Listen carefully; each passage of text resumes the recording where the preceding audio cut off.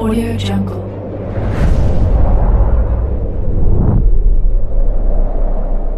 Yo, balik lagi bersama Mimin di Manhua TV. Kali ini kita akan lanjutkan pembahasan dari cerita My Unbeatable Passive Skill Let's Middle Massive Damage. Mimin infokan kembali bagi teman-teman yang ingin menonton video terbaru lebih cepat, silahkan bergabung menjadi member di channel ini dengan biaya 5.000 per bulannya. Jika tidak, teman-teman bisa bersabar lebih dulu selama 2-3 hari untuk menonton video tersebut. Tanpa berlama-lama, yuk kita masuk ke disclaimer dulu.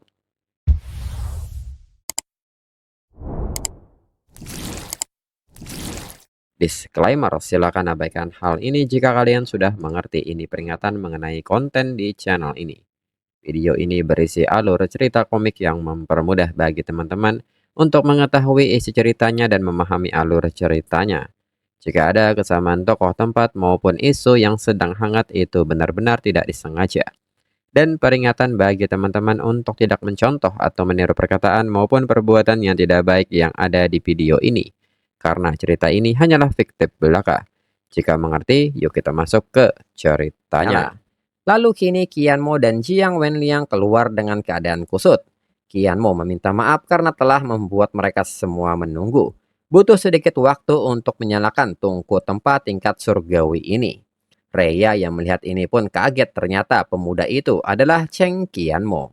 Dan orang-orang pun seketika heboh melihat tungkunya menyala dengan lancar. Kota everlasting mereka sekarang juga memiliki tungku tempat tingkat surgawi. Ini sangat luar biasa. Lalu Qianmo kini mendekat dan memberi salam kepada senior Daisomaru.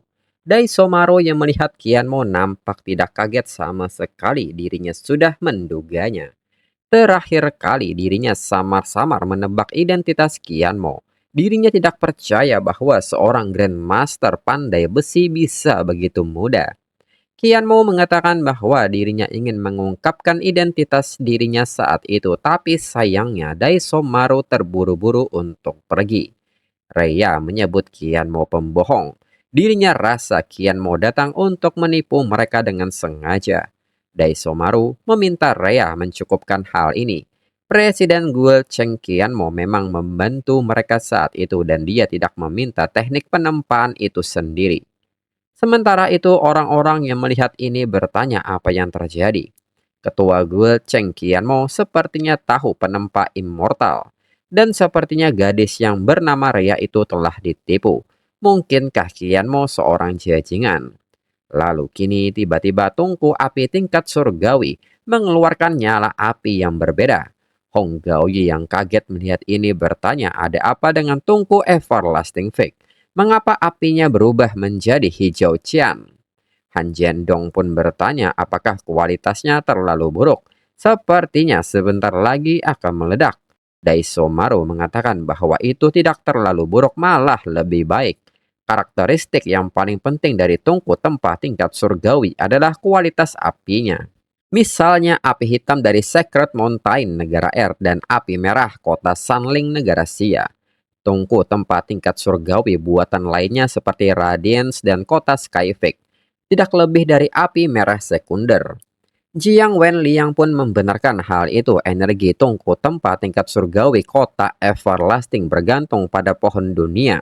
Menempa dengan api biru ini dapat menambah 10% atribut senjata tempa dan sangat meningkatkan tingkat keberhasilannya. Orang-orang yang mendengar hal ini mengatakan bahwa ini sangat bagus. Di masa depan mereka dapat mengandalkan tungku tempa ini untuk membuat senjata yang lebih baik. Tidak perlu lagi khawatir membuat produk rongsokan. Han Jiandong yang mendengar hal ini berpikir, memang wajar jika orang tua ini memuji produk orang lain, tapi mengapa dia mencela grup Radiance mereka? Lalu Qianmo mengatakan kepada Daisomaru karena tidak ada masalah dengan tungkunya, maka mereka bisa memulainya. Namun di saat itu Reya seketika meminta Qianmo menunggu.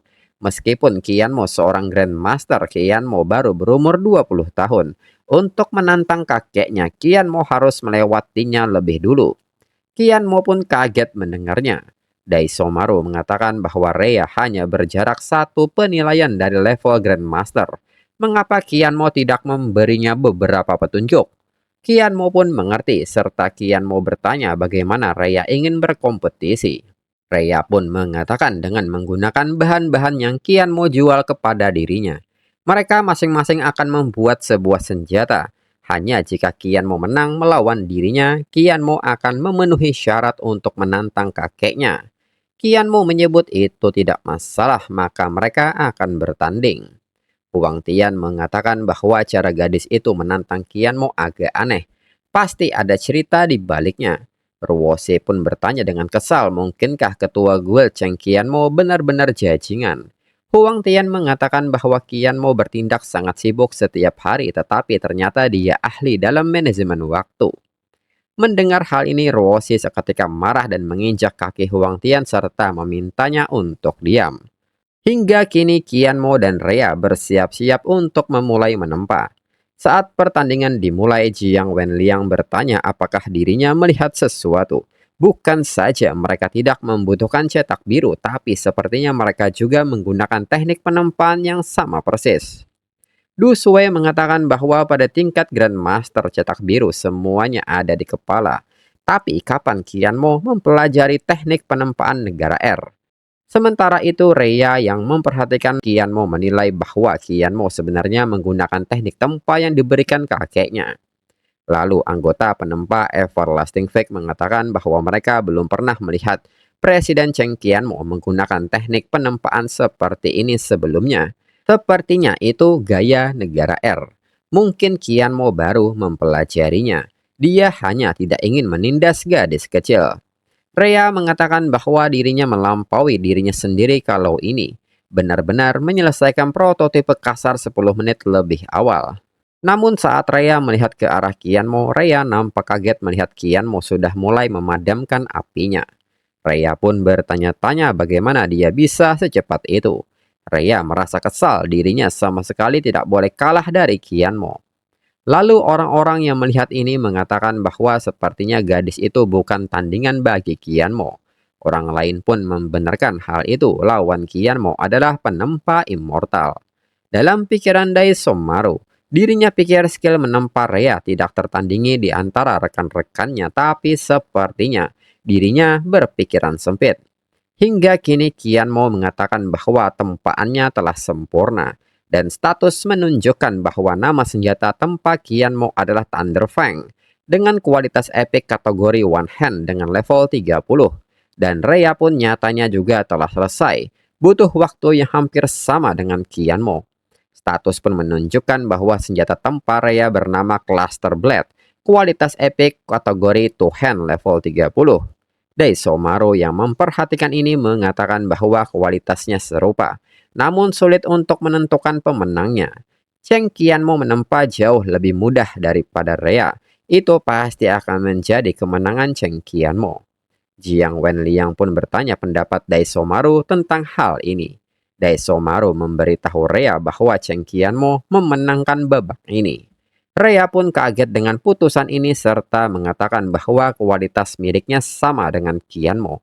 Mengapa dirinya kalah? Rhea pun menolak untuk menerima ini dan seketika melompat ke arah Qianmo dengan mengayunkan senjata tempaannya. Qianmo pun menanggapi hal ini dan mengayunkan senjata tempaannya hingga senjata tempaan milik Rhea seketika rusak. Rhea yang kaget pun bertanya bagaimana ini mungkin. Daisomaru mengatakan bahwa Qianmo menggunakan teknik penempaan negara R yang baru dia pelajari. Namun castingnya lebih cepat dan lebih mudah daripada milik Rhea. Dan tingkat penyelesaian senjatanya juga lebih tinggi. Jika Qianmo tidak mau untuk menyelamatkan muka Rhea, senjata yang Qianmo gunakan seharusnya lebih kuat lagi. Qianmo mengatakan bahwa Daisomaru terlalu menyanjungnya. Teknik penempaan Rhea adalah yang terbaik di antara para pemuda yang pernah dirinya lihat. Daisomaru pun mengucapkan terima kasih atas bimbingan Qianmo. Qianmo pantas mendapatkan bantuan dari orang tua ini secara pribadi. Rhea pun kini bertanya bisakah tubuh kakeknya menanganinya. Daisomaru pun kini mengeluarkan sebuah item yang memancarkan energi gelap serta mengatakan bahwa dirinya akan meminjam tanah berharga guild Qianmo hari ini. Dirinya akan mengeluarkan Divine Weapon yang tidak tertandingi.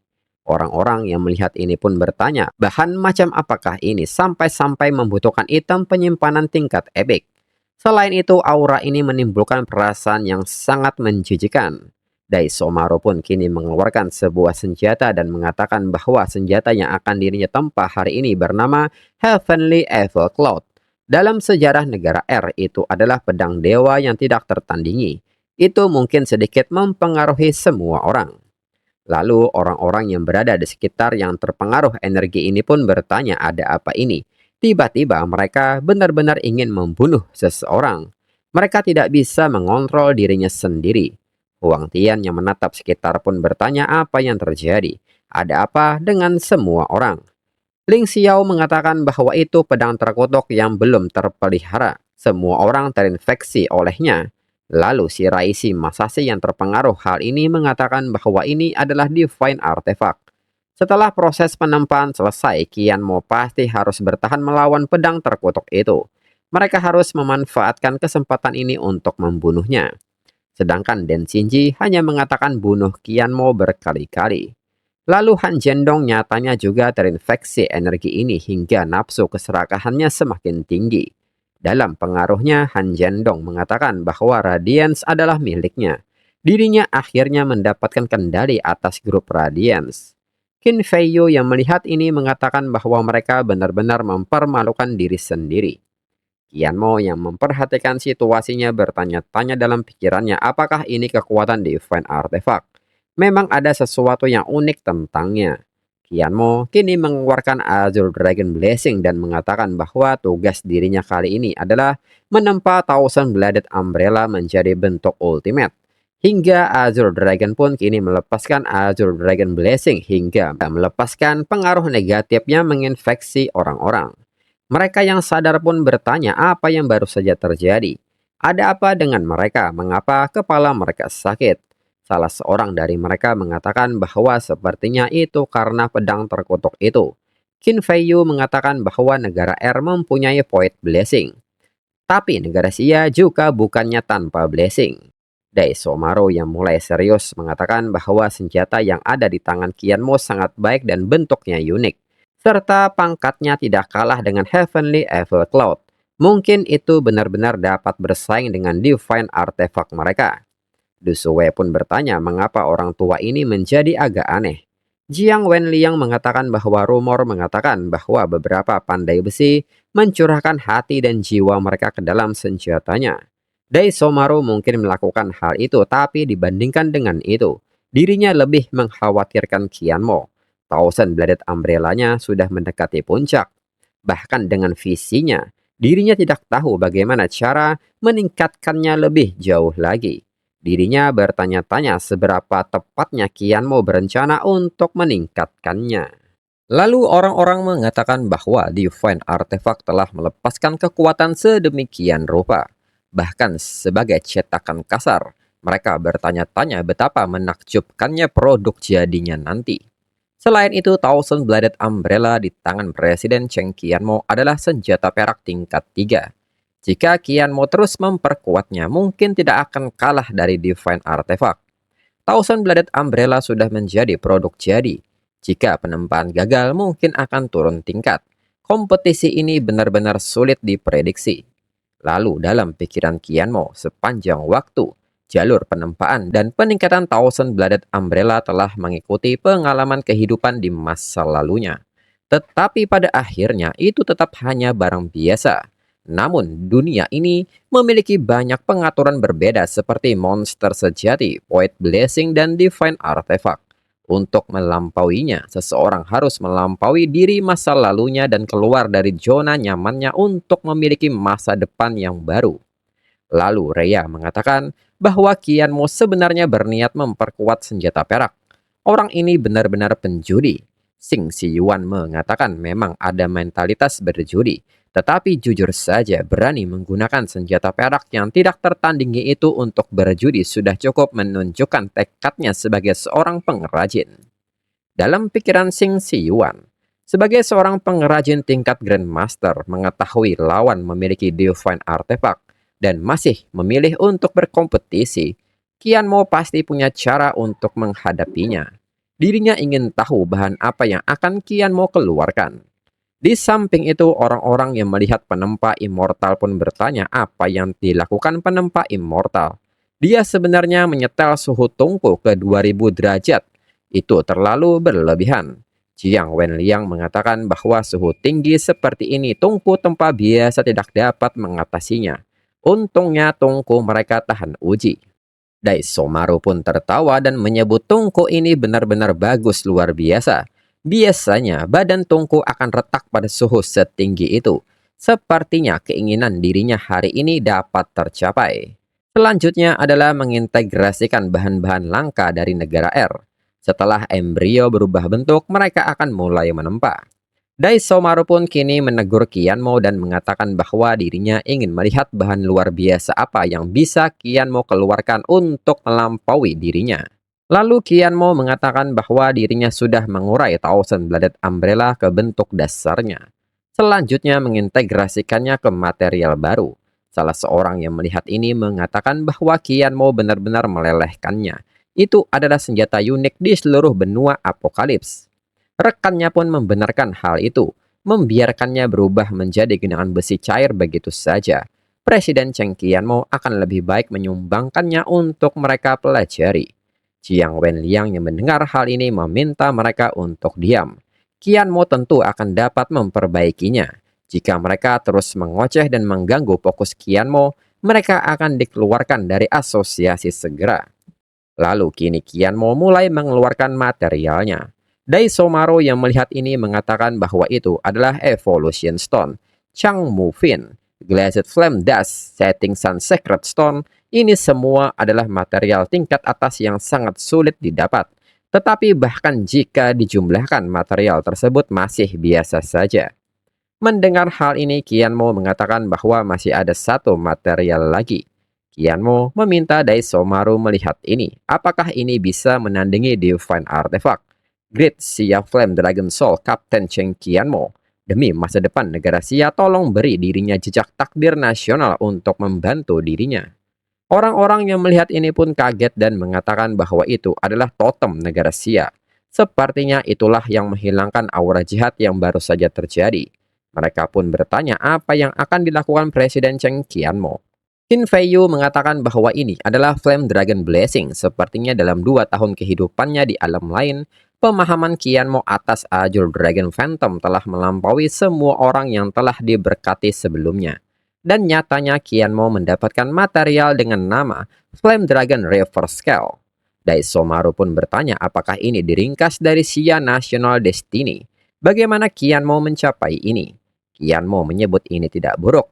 Memang merupakan rangkuman dari Xia National Destiny. Proses menguasai metode ini tidak mudah. Qianmo meminta Daisomaru untuk tidak khawatir, karena dirinya memiliki Daisomaru sebagai lawannya. Karya yang dirinya hasilkan pasti tidak akan mengecewakan Daisomaru. Dengan ini, Qianmo meminta Flame Dragon Reverse Scale melepaskan kekuatan penuhnya. Hingga kini Thousand Bladed Umbrella kembali terbentuk. Qianmo menyebut ini sudah selesai. Orang-orang yang melihat ini mengatakan bahwa sepertinya babak pertama seri. Namun sebagian mereka yang memperhatikan Daisomaru bertanya mengapa Daisomaru terlihat agak aneh. Mereka pun membenarkan hal itu, sepertinya Daisomaru dirasuki oleh Evil God. Daisomaru pun kini tertawa dan mengatakan bahwa ini sudah selesai. Embrio Heavenly Evil Cloud telah selesai.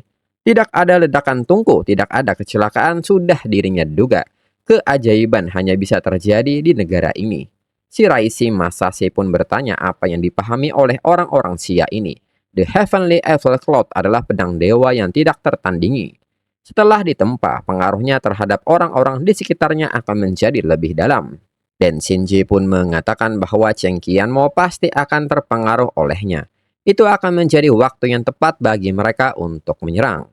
Daisomaru yang mulai menempa mengatakan bahwa kali ini negara R pasti akan menempa pedang suci ini dan menciptakan kembali kejayaan negara R. Hingga kini saat Daisomaru terus menempa, energi jahat kembali menyebar. Orang-orang yang merasakan hal ini mengatakan bahwa perasaan ingin membunuh itu kembali lagi. Pedang jahat itu menakutkan. Lalu dalam pikiran Qianmo, Divine Artifact ini sungguh menakutkan. Melihat Daisomaru menyelesaikan penempaan pedang akan mengurangi umurnya setidaknya beberapa bulan. Kianmo merasa ini tidak benar. Dirinya tidak dapat dipengaruhi olehnya. Hingga saat Kianmo menempa senjatanya, aura lain pun menyebar. Orang-orang yang merasakan energi ini menyebut ini terasa jauh lebih baik. Itu senjata Presiden Cheng Qianmo itu benar-benar bisa melawan pedang jahat. Sepertinya senjata negara siang mereka sebanding dengan negara R. Daisomaro yang melihat pun bertanya dalam pikirannya bagaimana ini mungkin. Heavenly Evil Cloud adalah Divine Artifact. Bagaimana bisa ditekan oleh item biasa? Ini tidak mungkin. Daisomaru merasa ini tidak bisa dibiarkan, dirinya harus menstabilkan pikirannya. Jika tidak, dirinya akan dikendalikan oleh Heavenly Evil Cloud. Sementara itu, Han Jendong yang melihat Daisomaru bertanya apakah Daisomaru masih bisa menyelesaikan tempaannya. Keadaan Daisomaru tidak benar. Qianmo yang melihat ini bertanya-tanya dalam pikirannya apakah Daisomaru mengalami penyimpangan Qi. Hingga kini saat Daisomaru yang mencoba menyelesaikan tempaannya mendapatkan notifikasi mengenai embrio yang berubah bentuk hingga penempaan gagal. Dan notifikasi ini muncul berkali-kali. Daisomaru pun bertanya bagaimana ini bisa gagal dan mengapa kali ini masih gagal, ini mustahil. Daisomaru pun kini diselimuti energi negatif dan mengatakan bahwa ini tidak benar. Ini sama sekali tidak boleh gagal. Kejayaan negara R tidak boleh gagal di sini. Daisomaru pun mengatakan kepada Rhea bahwa ini saatnya Rhea mengorbankan dirinya demi keluarga. Rhea pun seketika bertanya apakah kakeknya ingin melarikan diri. Sebagai anak dari keluarga Daisomaru, bukankah Daisomaru sudah siap mengabdikan dirinya untuk menempa? Namun di saat itu tiba-tiba pikiran Rhea mulai kacau dan terinfeksi energi jahat ini. Rhea seketika mengatakan bahwa dirinya akan mengabdikan dirinya pada keluarga Daisomaru. Dusue yang melihat ini pun bertanya apa yang terjadi dengan penempa immortal ini dan apa yang Rhea ini lakukan. Jiang Wenliang mengatakan bahwa sepertinya ada resiko dalam menempa Divine Artifact ini. Sedangkan untuk Rhea, mungkinkah seperti yang dikabarkan bahwa negara R memiliki metode pengorbanan manusia dalam menempa? Dikatakan bahwa ketika menempa, menyumbangkan pengorbanan manusia, memungkinkan jiwa untuk tinggal di dalam senjata, memberinya spirit. Mungkinkah Daisomaru sedang bersiap menggunakan metode pengorbanan manusia untuk menyelesaikan penempaan Divine Artifact? Dusue menyebut itu sangat kejam, bukankah Rhea adalah cucunya? Lalu Daisomaru pun meminta Rhea untuk tidak takut, Rhea akan melindungi keluarga Daisomaru mereka. Selama beberapa generasi sebagai Sword Spirit, Rhea pun mengatakan bahwa dirinya akan pergi dengan tangisnya. Namun sesaat sebelum Rhea masuk ke dalam tungku api, Qianmo seketika menghentikan Rhea serta memberikan energi blessingnya kepada Rhea serta meminta Rhea untuk bangun. Daisomaru pun nampak kaget saat melihat ada dua Qianmo serta bertanya bagaimana ini mungkin. Qianmo memberitahu Daisomaru bahwa ini adalah elemental klonnya. Qianmo meminta maaf kepada Daisomaru, dirinya tidak akan mengizinkan Daisomaru menggunakan metode pengorbanan manusia untuk menempa. Daisomaru bertanya apa hubungannya dengan Qianmo, ini urusan negara R. Daisomaru pun meminta Qianmo minggir dari jalannya. Qianmo menekankan tidak peduli dari negara mana Daisomaru berasal di wilayah kota Everlasting, dirinya tidak akan membiarkan hal seperti itu terjadi. Han Jendong pun menanggapi ini serta bertanya kepada Cheng Qianmo apakah Qianmo akan sengaja membuat masalah karena takut Daisomaru akan berhasil dalam penempaannya. Lalu bagaimana kompetisi ini harus diselesaikan? Daisomaru pun bertanya kepada Rhea apakah Rhea ingin mempermalukan keluarga Daisomaru. Rhea meminta Qianmo untuk tidak menghentikan dirinya, Heavenly Evil Cloud harus ditempa dengan sukses. Qianmo mengatakan menggunakan manusia untuk menempa pedang. Apakah ini teknik penempaan negara R? Sungguh menggelikan. Sebuah benda mati yang berani menyihir manusia.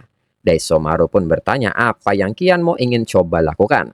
Heavenly Evil Cloud pun kini merespon Qianmo yang mendekat dengan mengeluarkan energinya, hingga sebuah visualisasi naga menyerang Qianmo. Qianmo merespon energi ini dengan mengeluarkan Azure Dragon, hingga Azure Dragon kini menekan energi Heavenly Evil Cloud. Qianmo yang mengangkat palu tempanya serta memegang Heavenly Evil Cloud mengatakan bahwa dirinya tidak peduli apakah ini pedang jahat atau pedang rusak. Dengan ini bersikaplah baik sekarang. Dan untuk episode selanjutnya tunggu 1 sampai 2 minggu lagi. Sekian dan terima kasih.